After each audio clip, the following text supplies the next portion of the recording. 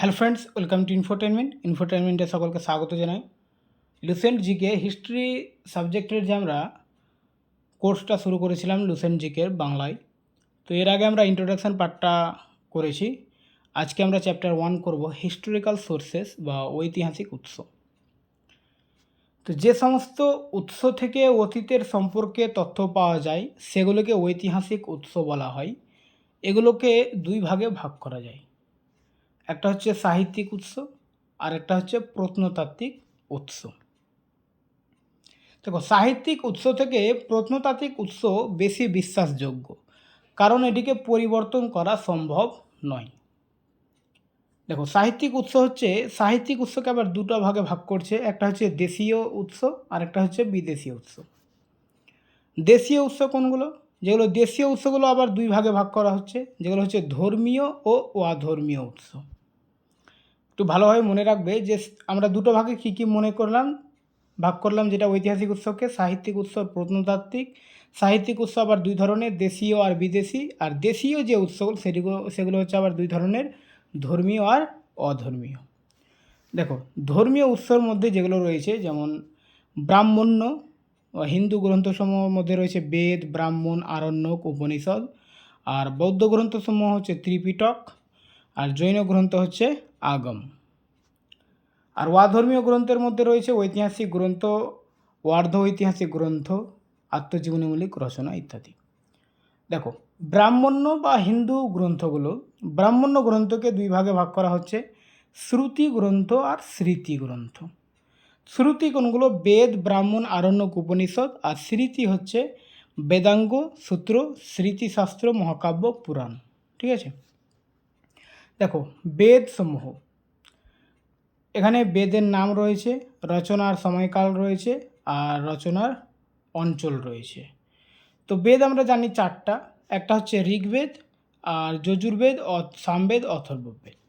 তো ঋগ্বেদটা সব থেকে প্রাচীন, তাই এটা রচনা সময়কাল হচ্ছে 1500 থেকে 1000 খ্রিস্টপূর্ব। অঞ্চল হচ্ছে সপ্ত সিন্ধু অঞ্চল।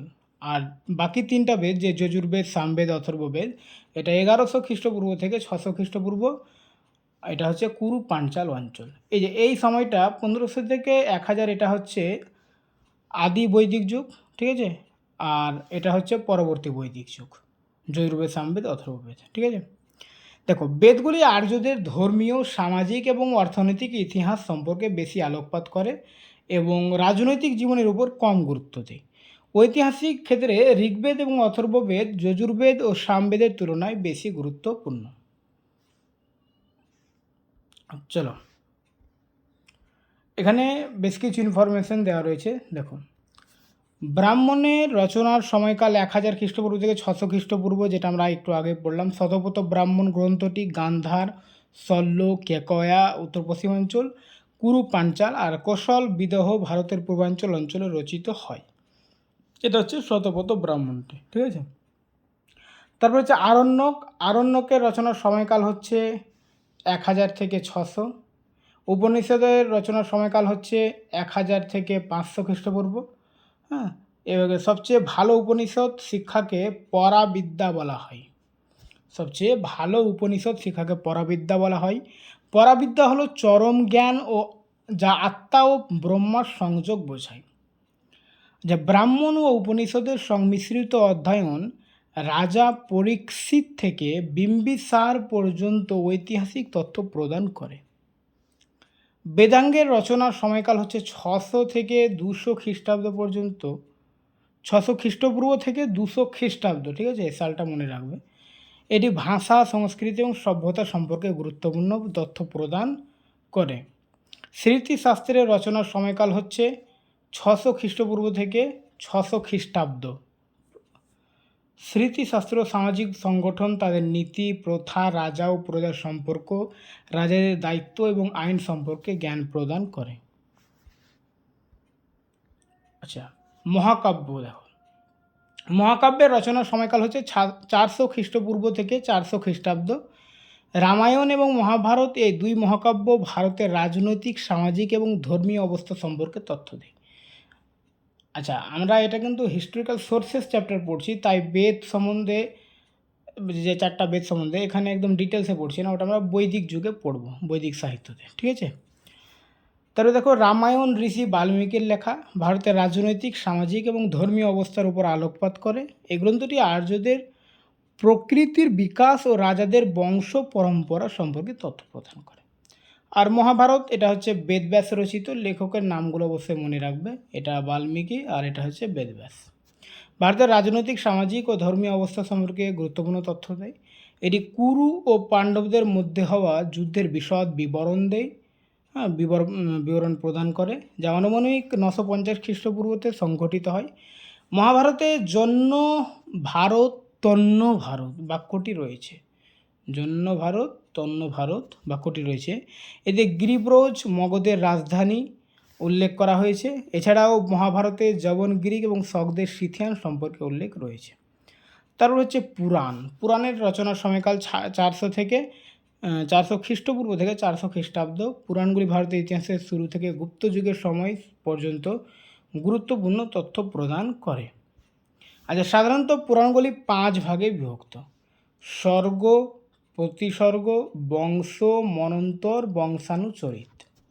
দুঃখজনকভাবে সমস্ত পুরাণেই বংশানুক্রমিক তথ্য পাওয়া যায় না, কিন্তু কিছু পুরাণে বংশানুচরিত অংশ রয়েছে, যেমন মৎস্য, ভগবত, বিষ্ণু, বায়ু, ব্রহ্মা, ভবিষ্য এবং গরুড় পুরাণ। পুরাণগুলোর নাম অবশ্যই মনে রাখবে: মৎস্য পুরাণ, ভগবত পুরাণ, বিষ্ণু পুরাণ, বায়ু পুরাণ, ব্রহ্মা পুরাণ, ভবিষ্য পুরাণ আর গরুড় পুরাণ। গরুড় পুরাণে প্রব, ইক্ষ্বাকু ও বৃহদ্রথ বংশের বংশানুক্রমিক বিবরণ রয়েছে, তবে এর তারিখ নির্দিষ্ট নয়, ঠিক আছে। আচ্ছা, এরপরে আমরা যেগুলো দেখলাম বৌদ্ধ ধর্মগ্রন্থ, বৌদ্ধ ধর্মগ্রন্থের মধ্যে আমরা কি দেখলাম? ত্রিপিটক, ঠিক আছে। আর আচ্ছা, ত্রিপিটক হচ্ছে গৌতম বুদ্ধের জন্মের পর যে গ্রন্থ এসছে, আর তার জন্মের আগের যে ঘটনাগুলো যেখানে লেখা রয়েছে সেগুলোকে জাতক বলা হয়। এটাও পরীক্ষায় আসে, জাতক কি, ঠিক আছে। এটা হচ্ছে বৌদ্ধ ধর্মের সঙ্গে সম্পর্কিত। আচ্ছা, বৌদ্ধ ধর্মগ্রন্থ দুটি ভাগে বিভক্ত: পালি ভাষায় রচিত আর আনুপালি ভাষায় রচিত। পালি ভাষায় রচিত গুরুত্বপূর্ণ ধর্মগ্রন্থগুলির মধ্যে হচ্ছে ত্রিপিটক, দীপবংশ, মহাবংশ এবং মিলিন্দ পন্নাহ অন্যতম। আর ত্রিপিটক হলো প্রাচীনতম এবং সর্বাধিক গুরুত্বপূর্ণ বৌদ্ধ ধর্মগ্রন্থ। এতে 3টি পিটক অন্তর্ভুক্ত রয়েছে: বিনয় পিটক, সত্য পিটক আর অভিধর্ম পিটক। আচ্ছা, এখানে যে পিটক শব্দটা রয়েছে, পিটক শব্দের অর্থ হচ্ছে ঝুড়ি, ঠিক আছে। এই পয়েন্টটা মনে রাখবে, ঝুড়ি পরীক্ষায় আসে। বিনয় পিটক এবং সত্য পিটক প্রথম বৌদ্ধ সংঘ 483 BC রাজগৃহ বিহারে সংকলিত হয়, এবং অভিধর্ম পিটক তৃতীয় বৌদ্ধ সংঘ 250 BC পাটলিপুত্র বিহারে সংকলিত হয়। বিনয় পিটক বৌদ্ধ সন্ন্যাসীদের জন্য শৃঙ্খলা এবং নৈতিক বিধি বর্ণনা করে। আচ্ছা, সত্য পিটক ত্রিপিটকের সবচেয়ে বড় এবং গুরুত্বপূর্ণ গ্রন্থ। দীর্ঘ নিকায়ার আম্বট্ট সূত্র ক্ষত্রিয়দের রক্তশুদ্ধির বিশেষ গর্বের বর্ণনা প্রদান করে। আচ্ছা, আঙ্গোত্তর নিকায়া এটা 16টি মহাজন পদের তালিকা ধারণ করে। মহাজন পদ যেগুলো রয়েছে, ষোড়শ মহাজন পদ, এগুলো কিন্তু আঙ্গোত্তর নিকায়া বৌদ্ধ ধর্মগ্রন্থ আঙ্গোত্তর নিকায়া কিন্তু পাওয়া যায়। এটা ধর্মগ্রন্থ নয়, বৌদ্ধ গ্রন্থ আর কি। ধর্মগ্রন্থ হচ্ছে ত্রিপিটক। আচ্ছা, জাতক যেটা আমি একটু আগে বললাম, ক্ষুদ্রক নিকায়ের অংশ, গৌতম বুদ্ধের পূর্বে জন্মের অর্থাৎ 549টি লোককথার সংকলন, ঠিক আছে। গৌতম বুদ্ধের জন্মের আগের যে ঘটনাগুলো সেগুলো কিন্তু জাতকে লেখা রয়েছে, আর টোটাল 549টি লোককথার সংকলন রয়েছে। জাতকের সংকলন প্রথম শতাব্দী BC-তে শুরু হয়েছিল। এটি ভারাহুত এবং সাঁচি স্তূপের রেলিং খোদাই করা দৃশ্য থেকে পরিষ্কার বোঝা যায়। জাতকের গদ্য অংশের তুলনায় পদ্য অংশটি প্রাচীনতর। আর জাতকের পদ্য অংশের সংকলন 2য় শতাব্দী পর্যন্ত সম্পন্ন হয়েছিল। যদিও জাতক ধর্মীয় সাংস্কৃতিক গ্রন্থ, তবুও এটি সামাজিক ও অর্থনৈতিক পরিস্থিতি সম্পর্কে গুরুত্বপূর্ণ তথ্য প্রদান করে। আচ্ছা, অভিধম্ম পিটক যেটা, এটি বুদ্ধের মতবাদকে প্রাতিষ্ঠানিকভাবে ব্যাখ্যা করে। আচ্ছা, দীপবংশ এবং মহাবংশ। দীপবংশ এটা সময়কাল হচ্ছে 4র্থ শতাব্দী, আর মহাবংশ হচ্ছে 5ম শতাব্দী। এগুলি শ্রীলঙ্কায় সংকলিত হয়েছিল। যদিও গ্রন্থগুলি মূলত শ্রীলঙ্কার ইতিহাস সংরক্ষণ করে, তবে এগুলি প্রাচীন ভারতের ইতিহাস, বিশেষত মৌর্য সাম্রাজ্যের ইতিহাস পুনর্গঠনের জন্য অত্যন্ত সহায়ক। এবার হচ্ছে মিলিন্দপন্নঃ, মিলিন্দের প্রসন্ন, যেটা খুব ইম্পর্টেন্ট একটা বই, পরীক্ষায় অনেক আসে এটা, এটি গ্রিক রাজা মিলিন্দ বা মিনান্দার এবং বৌদ্ধ ভিক্ষু নাগসেন বা নাগার্জুনের মধ্যে দার্শনিক আলোচনার সংকলন। এদের মধ্যে যে দুজনের মধ্যে যে কথোপকথন হয়েছিল সেগুলো এই গ্রন্থে লেখা রয়েছে। এই গ্রন্থটি ধর্মীয়, সামাজিক এবং অর্থনৈতিক জীবন সম্পর্কে গুরুত্বপূর্ণ তথ্য প্রদান করে। বিশেষত প্রথম থেকে দ্বিতীয় শতাব্দীর উত্তর পশ্চিম ভারতের রাজনৈতিক অবস্থা ও বৈদেশিক বাণিজ্যের তথ্য এতে রয়েছে। অন্যান্য অপক্ষ বা অনুপালিত গ্রন্থ সংস্কৃত অন্যান্য ভাষায় রচিত, যেমন দিব্যাবদান, আর্য মঞ্জুশ্রী, মূলকল্প, ললিত বিস্তার প্রভৃতি গুরুত্বপূর্ণ গ্রন্থ। আচ্ছা, দিব্যাবদান পরবর্তী মৌর্য রাজা ও শুঙ্গ রাজা পুষ্যমিত্র শুঙ্গের গৌতম বুদ্ধের জীবনের ঘটনা ধারণ করে। আর প্রাক মৌর্য যুগ থেকে বর্ধন যুগ অর্থাৎ হর্ষবর্ধনের যুগ পর্যন্ত রাজনৈতিক ঘটনাগুলি আর্য মঞ্জুশ্রী মূল কল্পে মাঝে মাঝে বর্ণিত রয়েছে বা হয়েছে। আর ললিত বিস্তার, যেটা গৌতম বুদ্ধের কৃতিকলাপ সহ সেই সময়ের ধর্মীয় ও সামাজিক অবস্থার বিশদ বিবরণ প্রদান করে। তো এই ছিল বৌদ্ধ ধর্মগ্রন্থ। এবার হচ্ছে জৈন টেক্সট বা জৈন গ্রন্থগুলো। তো জৈন পাঠ্যগুলি ওই সময়ের ধর্মীয় সামাজিক অবস্থার উপর আলোকপাত করে। জৈন পাঠ্যগুলি অবশেষে ষষ্ঠ শতাব্দীতে সংকলন করা হয়েছিল বল্লভীতে অনুষ্ঠিত দ্বিতীয় জৈন মহাসভায়।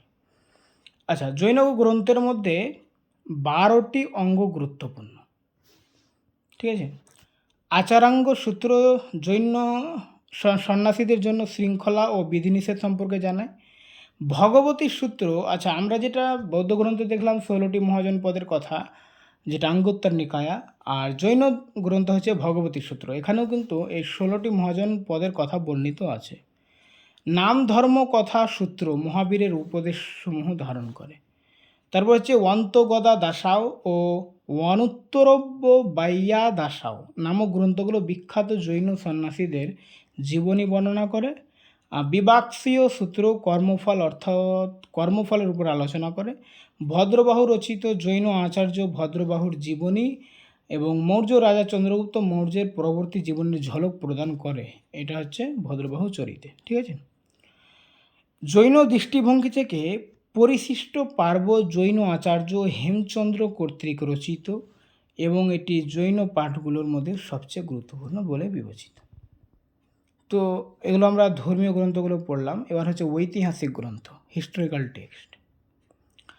তো যদিও প্রাচীন ভারতে এমন কোনো পাঠ্য নেই যা সম্পূর্ণরূপে একটি সঠিক ঐতিহাসিক গ্রন্থ বলা যায়, কারণ প্রায় প্রতিটি পাঠ্য ধর্মীয় বা সাহিত্যিক রূপে লেখা রয়েছে।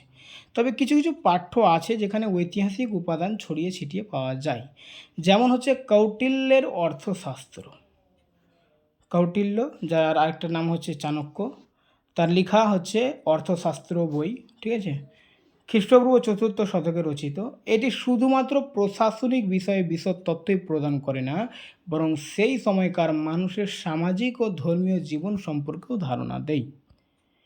তারপরে এটি অ্যারিস্টটলের পলিটিক্স ও মেকিয়াভেলির প্রিন্সের সঙ্গে তুলনীয়, ঠিক আছে। এই গ্রন্থটাকে অ্যারিস্টটলের লেখা পলিটিক্স ও মেকিয়াভেলির লেখা প্রিন্স যে গ্রন্থ রয়েছে তার সঙ্গে তুলনা করা হয়। কামন্দকের নীতিসার গুপ্তযুগের রাজতন্ত্রের উপর কিছুটা আলোকপাত করে। শুক্র নীতিসার তৎকালীন রাজতন্ত্রের উপর কিছুটা তথ্য দেয়। আচ্ছা, সোমদেব সুরির নীতিসার নীতিবাক্য মৃত তৎকালীন শাসনযন্ত্রের উপর তথ্য প্রদান করে। বৃহস্পতির বৃহস্পাত্য অর্থশাস্ত্র কৌটিল্যের অর্থশাস্ত্রের ধারার একটি পাঠ। প্রাচীনতম ঐতিহাসিক রচনার সেরা উদাহরণ হল কলহন কর্তৃক 12শ শতকে রচিত রাজতরঙ্গিনী অর্থাৎ রাজাদের ধারা। তো কে লিখেছে রাজতরঙ্গিনী? কলহন, ঠিক আছে।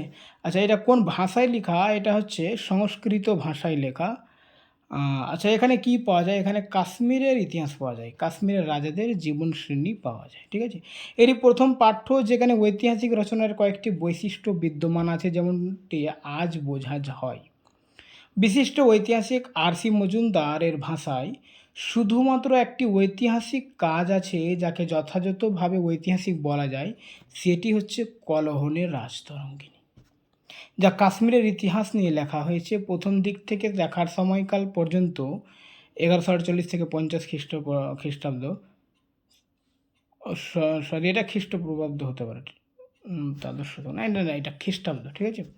এটি অনুমান করে এটি প্রকৃত ঐতিহাসিক রূপ কেবলমাত্র খ্রিস্টীয় 7ম শতাব্দী থেকে বিদ্যমান, আগের অধ্যায়গুলো কেবল বিভ্রান্ত কল্পনার সংমিশ্রণ। এটা আর.সি. মজুমদারের ভাষা আর কি, ঠিক আছে।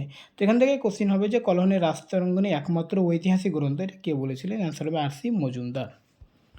তারপর হচ্ছে গুজরাটের ইতিহাস, যেমন প্রবন্ধকোষ, রাজশেখর, হাম্মির মদন জয়সিংহ, তেজপাল প্রশস্তি, বাসুপাল, প্রবন্ধ চিন্তামণি, মেরুতুঙ্গ গুজরাটের ইতিহাস আলোকপাত করে। তারপর হচ্ছে সিন্ধু ইতিহাসের মধ্যে সবচেয়ে গুরুত্বপূর্ণ গ্রন্থ হলো চাচনামা। এটা ইম্পর্টেন্ট একটা বই, চাচনামা। 8ম শতকে আলোর কাজী ইসমাইল, যাকে মোহাম্মদ বিন কাসিম কর্তৃক নিয়োগ করা হয়েছিল, তিনি আরবি ভাষায় একটি বই লেখেন যার নাম তারিকে সিন্ধুয়া সিন্ধ, অর্থাৎ সিন্ধু বা হিন্দের ইতিহাস, যা ফার্সি ভাষায় অনুদিত হয় চাচনামা নামে। তারপর আলী বিন হামিদ কুফি কর্তৃক 1216 খ্রিস্টাব্দে চাচনামা ফতেনামা সিন্ধ নামে পরিচিত। এটি মোহাম্মদ বিন কাসিমের সিন্ধ জয়ের বিস্তারিত বিবরণ প্রদান করে, ঠিক আছে। তারপরে ওয়ার্ধ ঐতিহাসিক গ্রন্থ কিছু রয়েছে, যেমন পাণিনির অষ্টাধ্যায়ী, এটা একটা গ্রামার বই, ব্যাকরণ গ্রন্থ। তবু এটি প্রাক মৌর্য যুগের রাজনৈতিক পরিস্থিতির উপর যথেষ্ট আলোকপাত করে। ঋষি গার্গের গার্গ সংহিতা যুগ পুরাণের অংশ। এটি মূলত একটি জ্যোতিষ পাঠ্য, কিন্তু এটি গ্রিক ও শক আক্রমণের কথাও বলে। পতঞ্জলির মহাভাষ্য মূলত অষ্টাধ্যায়ীর উপর একটি ভাষ্য গ্রন্থ, তবে এটি ঐতিহাসিক উপাদানও প্রদান করে। কালিদাসের মালবিকাগ্নি মিত্র নাটক, এটি তার প্রথম নাটক। এটি শুঙ্গ রাজবংশ এবং পূর্ববর্তী রাজবংশের রাজনৈতিক পরিস্থিতি সম্পর্কে তথ্য প্রদান করে। এটি অভ্যন্তরীণ রাজ দরবারিক জীবনের দর্পণ নামে পরিচিত। বিশক দত্তের মুদ্রা রাক্ষস মূলত একটি নাটক, কিন্তু এতে চন্দ্রগুপ্ত মৌর্য, তার প্রধানমন্ত্রী চাণক্য এবং কিছু সমসাময়িক রাজাদের বিবরণ আছে। এতে বর্ণিত আছে কীভাবে চন্দ্রগুপ্ত মৌর্য চাণক্যের সহায়তায় নন্দদের পরাজিত করে। তো এটা খুব ইম্পর্টেন্ট পয়েন্ট, যে কিভাবে চন্দ্রগুপ্ত চাণক্যের সহায়তায় নন্দদের পরাজিত করে, এটা রয়েছে মুদ্রা রাক্ষসে লেখা, ঠিক আছে। এসব ছাড়াও এটি ওই সময়ের সামাজিক ও অর্থনৈতিক পরিস্থিতির একটি চমৎকার বিবরণ প্রদান করে। তারপরে কিছু হচ্ছে জীবনীমূলক গ্রন্থ বা বায়োগ্রাফিক্যাল টেক্সট। তো জীবনীকাররা তাদের রাজার জীবনের কাহিনী তাদের সাহিত্যকর্মের থিম হিসেবে গ্রহণ করত। তাই এই ধরনের পাঠ্যগুলি প্রকৃত ইতিহাস হিসেবে বিবেচিত না হলেও এতে অনেক মূল্যবান ঐতিহাসিক তথ্য থাকে। তাদের প্রধান উদ্দেশ্য ছিল রাজাকে গৌরবদান করা, তার বাস্তব জীবন তুলে ধরার চেয়ে, মানে রাজার মহিমা গাইবে আর কি, প্রশংসা করবে। এ কারণে এগুলোকে প্রশস্তি কাব্য বা স্তুতি কবিতাও বলা হয়। যেমন বাণভট্ট 620 খ্রিস্টাব্দে হর্ষচরিত রচনা করেন। তার পৃষ্ঠপোষক সম্রাট হর্ষবর্ধনের জীবনী নির্ভর করে, অর্থাৎ হর্ষবর্ধনের সহকবি বাণভট্ট হর্ষচরিতের জীবনী সম্পর্কে একটা বই লিখেন, যেটা হচ্ছে হর্ষচরিত।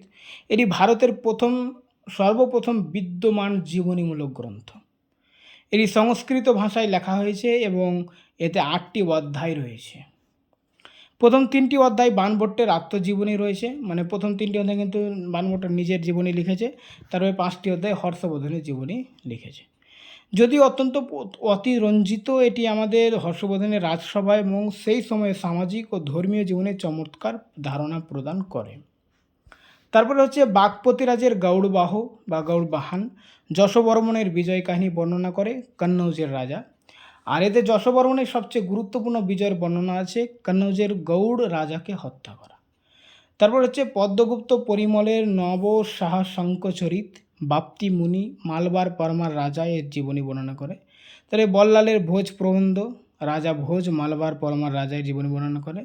বিলোহনের বিক্রমাঙ্কচরিত বর্ণনা করে তার পৃষ্ঠপোষক বিক্রমাদিত্য 6, অর্থাৎ বিক্রমাঙ্ক কল্যাণীর চালুক্য রাজা, ঠিক আছে। তো এখানে বিলোহনের বিক্রমাঙ্কচরিত, এটা ইম্পর্টেন্ট মনে রাখবে। তার হচ্ছে বিক্রমাঙ্ক কল্যাণী চালুক্য রাজা হিসাবে সিংহাসনে আরোহণ বর্ণিত আছে এখানে।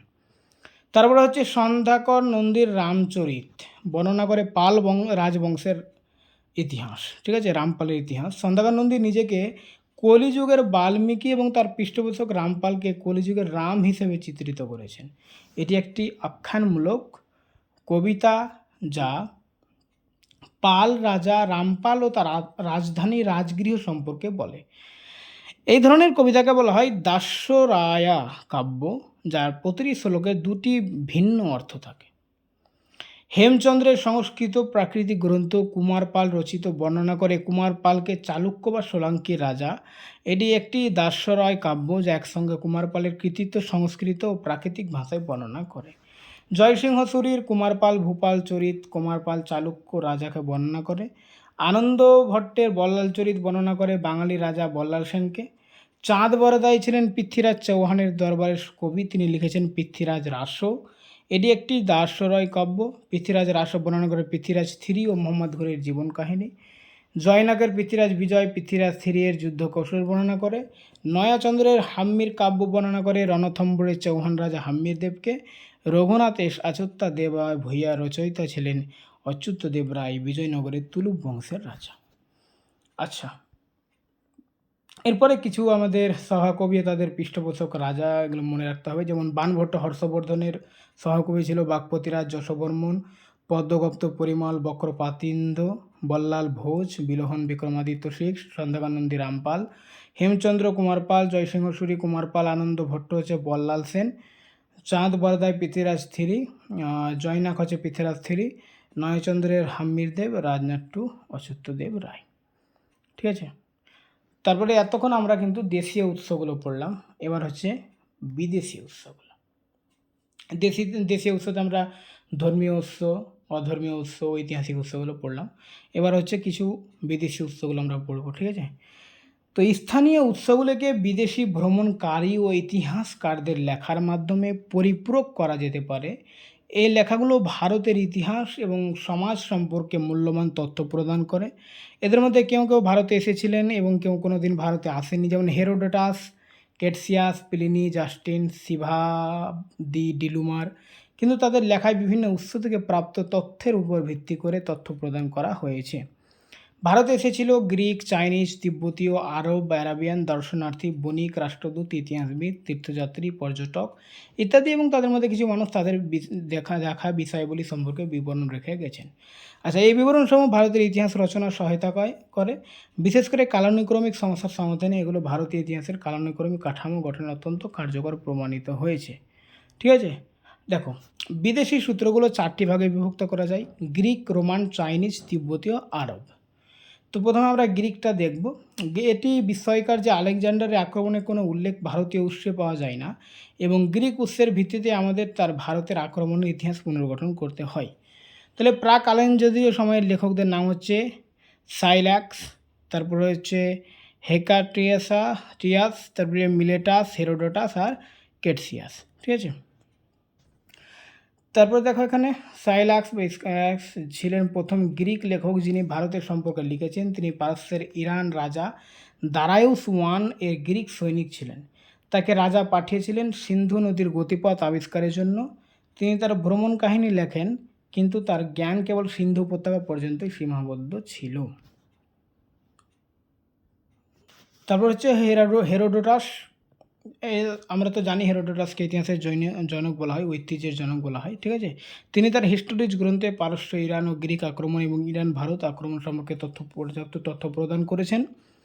তিনি ভারতীয়দের জীবনযাত্রা সম্পর্কে বলেন, তারা তুলা ও পশম পরিধান করত, রুটি তৈরি করত, কুকুরের আকারের সোনার খনি ছিল।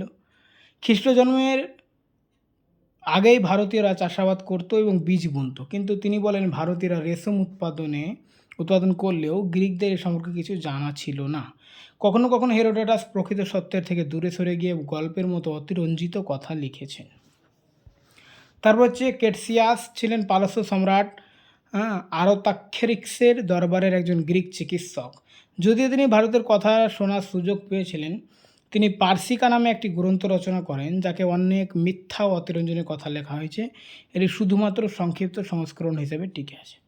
আলেকজান্দ্রিয়া যুগের গ্রিক লেখকদের নাম হচ্ছে নিয়ারকাস, ওনিসিক্রিটাস ও অ্যারিস্টোবুলাস।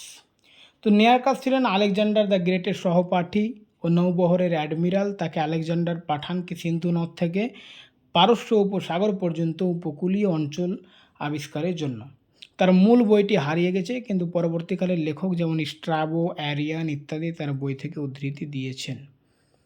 তারপর হচ্ছে ওনিসিক্রিটাস ছিলেন আলেকজান্ডার দ্য গ্রেটের নৌবাহিনীর নৌ অধিনায়ক। তিনি নিয়ারকাস ও আলেকজান্ডার দ্য গ্রেটের অভিযানে অংশগ্রহণ করেন। তিনি ভারত সম্পর্কে একটি বই লেখেন। তিনি আলেকজান্ডার দ্য গ্রেটের জীবনীও লেখেন। তারপর হচ্ছে অ্যারিস্টোবুলাস।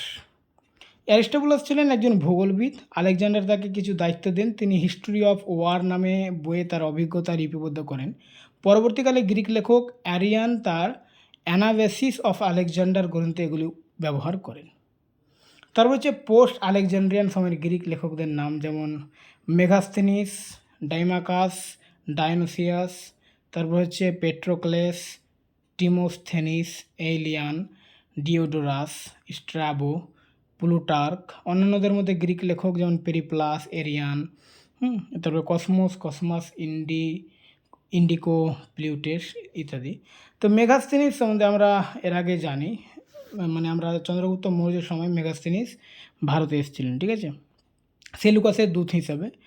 তো এখানে দেখো, মেগাস্থেনিস ছিলেন গ্রিক রাষ্ট্রদূত, যিনি সেলুকাস নিকেটরের পক্ষ থেকে পারস্য, ইরান ও ব্যাবিলন চন্দ্রগুপ্ত মৌর্যের দরবারে আসেন। তিনি মৌর্য রাজবংশের প্রতিষ্ঠাতা চন্দ্রগুপ্ত মৌর্যের দরবারে 4 বছর কাটান। তিনি ইন্ডিকা নামক একটি গ্রন্থ লেখেন, ইম্পর্টেন্ট গ্রন্থ, ঠিক আছে, ইন্ডিকা, মেগাস্থেনিসের লেখা। মূল বইটি হারিয়ে গেছে। পরবর্তীকালে স্ট্রাবো, ডিওডোরাস, প্লিনি, রোমান, এরিয়ান প্রমুখ তারা লেখা থেকে উদ্ধৃতি দেন।